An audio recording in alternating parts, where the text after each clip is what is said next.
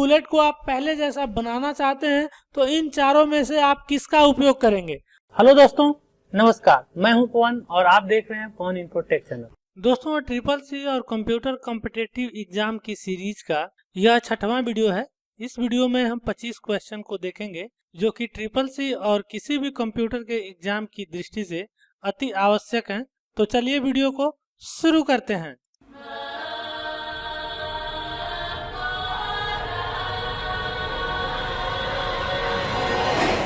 पहला क्वेश्चन है, इनमें से कौन सा आउटपुट डिवाइस नहीं है। ऑप्शन है मॉनिटर, प्रिंटर, प्लॉटर, जॉयस्टिक। दोस्तों, हर क्वेश्चन के बाद आपको 2 से 4 सेकेंड का समय दिया जाएगा, जिसके अंतराल में आपको सही आंसर कमेंट करके बताना है। अगर जो आपको इसका उत्तर नहीं पता है तो इंतजार करेंगे, हम 2 से 4 सेकेंड के बाद हर प्रश्न का आंसर बताएंगे। और यदि आपको आंसर नहीं पता होगा तो स्क्रीनशॉट ले लेंगे, या चाहे तो आप इसे अपने कॉपी में नोट भी कर सकते हैं। तो दोस्तों, इन चारों ऑप्शन में से आपको बताना है कि इनमें से कौन सा आउटपुट डिवाइस नहीं है। इस प्रश्न का चौथे नंबर का ऑप्शन सही है, जॉयस्टिक जो आउटपुट डिवाइस नहीं है। जॉयस्टिक एक प्रकार का इनपुट डिवाइस है जो कि गेम खेलने के काम में आता है। अगला क्वेश्चन है, किस मेमोरी में कंप्यूटर बंद करने पर डेटा समाप्त हो जाता है। डिस्क, रैम, रोम, सीडी। इन चारों ऑप्शन में से बताना है कि कौन सी वह मेमोरी है जो कि कंप्यूटर बंद करने पर डेटा अपने आप उसमें से समाप्त हो जाता है। इस प्रश्न का सही आंसर है ऑप्शन नंबर 2, रैम। रैम का पूरा नाम होता है रैंडम एक्सेस मेमोरी। रैम में जो भी डेटा स्टोर रहता है और जैसे ही हम अपना कंप्यूटर बंद करते हैं या रीस्टार्ट करते हैं तो वहाँ का सारा डेटा ऑटोमेटिक ही इरेज हो जाता है। अगला क्वेश्चन है, कौन सा शब्द मेमोरी से संबंधित है। Logic, control, input, storage. इन चारों ऑप्शन में से दोस्तों आपको बताना है उस शब्द का नाम जो कि मेमोरी से संबंधित है। तो चलिए फटाफट इसका आंसर दीजिए। इस प्रश्न का सही आंसर है option number 4, storage. Storage memory से संबंधित है। लॉजिक, कंट्रोल और इनपुट यह मेमोरी से संबंधित नहीं है। अगला क्वेश्चन है, निम्न में से कौन सा स्टोरेज डिवाइस नहीं है।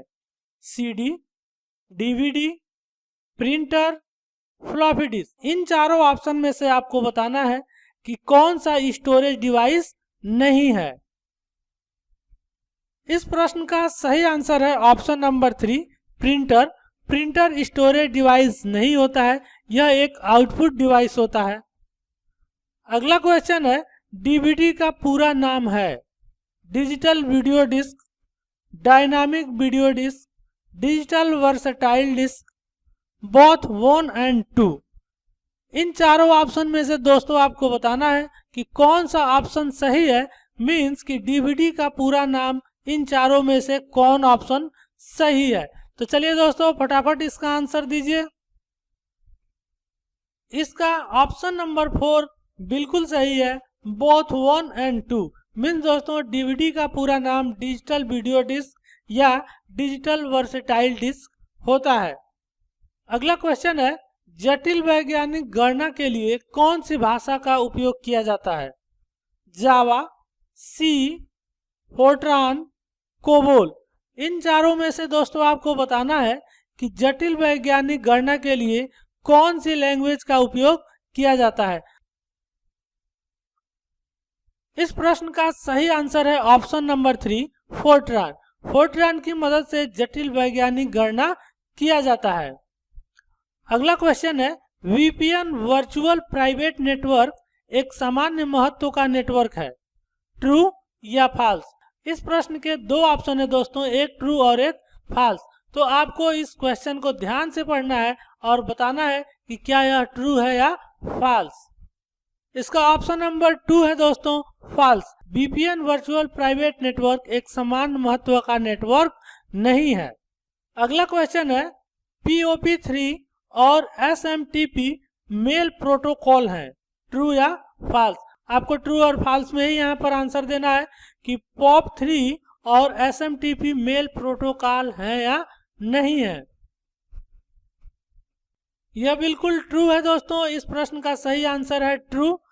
POP3 और SMTP मेल प्रोटोकॉल है, बिल्कुल सही। अगला क्वेश्चन है, किसी डॉक्यूमेंट को होम टैब के उपयोग से प्रिंट कर सकते हैं, ट्रू या फॉल्स। दोस्तों, आपके कंप्यूटर में कोई भी डॉक्यूमेंट आपने बनाया है, खास करके MS वर्ड में, तो क्या हम होम टैब की मदद से उसे प्रिंट कर सकते हैं? फटाफट बताएं दोस्तों कि ट्रू होगा कि फॉल्स। पहला ऑप्शन सही है, ट्रू। होम टैब के मदद से किसी भी प्रकार के डॉक्यूमेंट को हम प्रिंट कर सकते हैं। अगला क्वेश्चन है, MS वर्ड में प्रत्येक कमांड रिबन में उपलब्ध होता है, ट्रू या फॉल्स।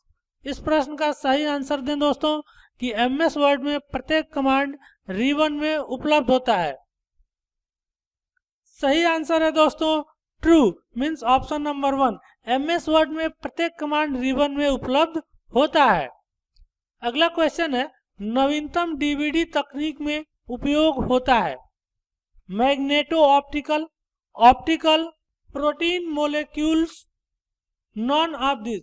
इन चारों ऑप्शन में से बताना है दोस्तों कि नई तकनीक वाली जो DVD आ रही है उसमें किस प्रकार की टेक्नोलॉजी का उपयोग किया जा रहा है। तो इन चारों में से बताएं दोस्तों कौन सा ऑप्शन सही है। इस प्रश्न का ऑप्शन नंबर 3 सही है, प्रोटीन मोलेक्यूल्स। अगला क्वेश्चन है दोस्तों, वेब ब्राउजर वेब को ढूंढता है, ट्रू अथवा फॉल्स। फटाफट इस प्रश्न का आंसर बताएं दोस्तों, ट्रू और फॉल्स में है। और बहुत ही आसान क्वेश्चन है, वेब ब्राउजर वेब को ढूंढता है। जी बिल्कुल, इस प्रश्न का सही आंसर है ट्रू, वेब ब्राउजर वेब को ढूंढता है। अगला क्वेश्चन है, इंस्टाग्राम पर दूसरों की फोटो सेव कर सकते हैं, ट्रू अथवा फॉल्स। फटाफट बताएं दोस्तों, अगर जो आप इंस्टाग्राम चलाते होंगे तो आपको इस प्रश्न का आंसर बिल्कुल पता होगा कि इंस्टाग्राम पर दूसरों की फोटो सेव कर सकते हैं कि नहीं। बिल्कुल सही आंसर, पहला आंसर सही है, ट्रू। आप इंस्टाग्राम पर दूसरों की भी फोटो को सेव कर सकते हैं। अगला क्वेश्चन है, जो व्यक्ति कंप्यूटर इनपुट के लिए अपने हाथों का उपयोग नहीं कर पाते, उनकी हेल्प निम्न में से कौन सा सॉफ्टवेयर कर सकता है, speech recognition, video conferencing, synthesiser, none of this. इन चारों में से कौन सा ऑप्शन सही है दोस्तों? जो व्यक्ति कंप्यूटर इनपुट के लिए अपने हाथों का उपयोग नहीं कर पाते, उनकी मदद इन ऑप्शन में से कौन सा सॉफ्टवेयर कर सकता है? तो फटाफट इस प्रश्न का आंसर दे दोस्तों।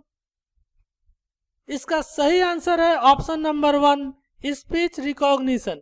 इसकी मदद से हम कंप्यूटर को बोल करके ऑपरेट कर सकते हैं। अगला क्वेश्चन है, स्क्रीन पर किसी मद को उठाकर किसी दूसरे सीन पर ले जाने के लिए माउस के वर्णन हेतु प्रयुक्त पद कौन सा है? Click, double click, drag and drop, non of this. Means दोस्तों कि एक विंडो से कोई डेटा उठाकर दूसरे विंडो में हमें रखना हो तो हम कैसे रखते हैं? इन चारों में से आपको बताना है कि क्लिक कर, डबल क्लिक कर, ड्रैग एंड ड्रॉप कर, या इनमें से कोई नहीं। इस प्रश्न का सही आंसर है दोस्तों option number 3, drag and drop कर। माउस की सहायता से किसी भी हम ऑब्जेक्ट को एक स्थान से दूसरे स्थान तक मूव करते हुए ले जाते हैं तो उसको बोलते हैं drag and drop.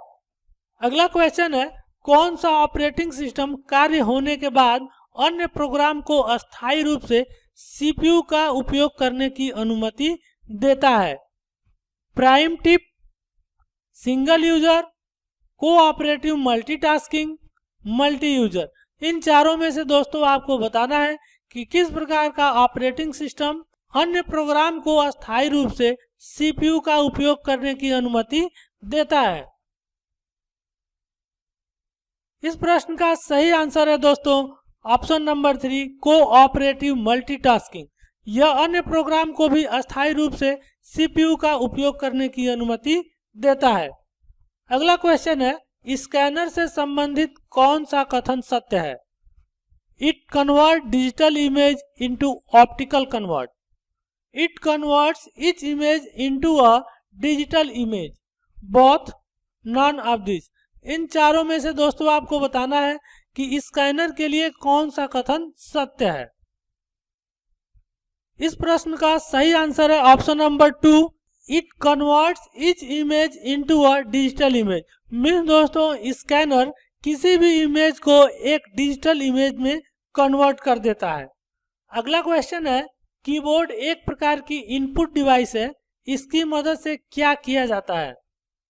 Turn on the computer, send all the information to the computer, playing favourite tune, none of this. इन चारों में से दोस्तों आपको बताना है कीबोर्ड से किस प्रकार की मदद ली जाती है, चूंकि कीबोर्ड एक प्रकार की इनपुट डिवाइस है। तो इन चारों ऑप्शन को ध्यान से देखें दोस्तों और फटाफट इनमें से कोई एक सही आंसर हमें कमेंट करके बताएं। इस प्रश्न का सही आंसर है दोस्तों option number 2, send all the information to the computer. क्योंकि कीबोर्ड एक प्रकार की इनपुट डिवाइस है जिसकी मदद से हम सभी डेटा या इंफॉर्मेशन को कंप्यूटर को भेजते हैं। अगला क्वेश्चन है, HTML टैग की सही संरचना क्या है? ऑप्शन नंबर 1 आप देख रहे हैं, ऑप्शन नंबर 2, ऑप्शन नंबर 3 और ऑप्शन नंबर 4। यहाँ पर दोस्तों कुछ HTML के टैग दिए गए हैं जिनको आपको ध्यान से सही क्रम में कौन सही है ये पहचान करके आपको आंसर देना है। चलिए मैं सबसे पहला वाला पढ़ देता हूँ। सबसे पहले है HTML ओपनिंग टैग, उसके बाद से है HTML क्लोजिंग टैग।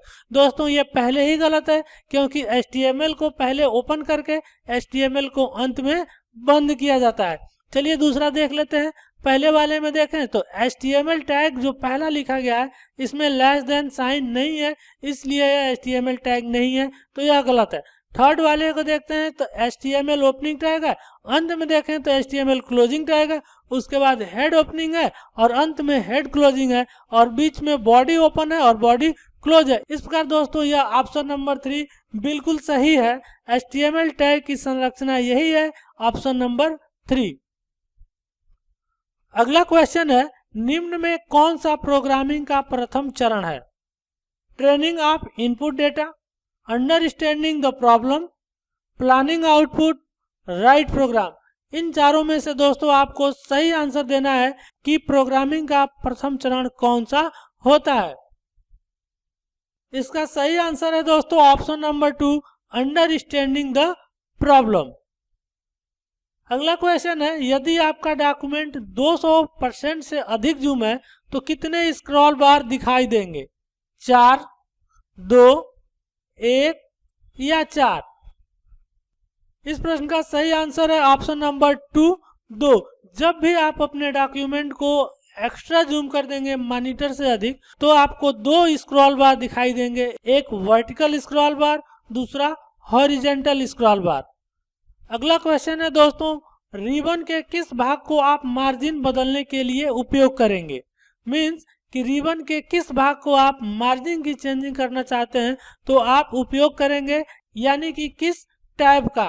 पहला ऑप्शन है व्यू टैब, दूसरा इंसर्ट टैब, तीसरा होम टैब और चौथा है पेज लेआउट टैब। तो फटाफट बताएं दोस्तों कि मार्जिन को बदलने या लगाने के लिए किस टैब का हम उपयोग करेंगे।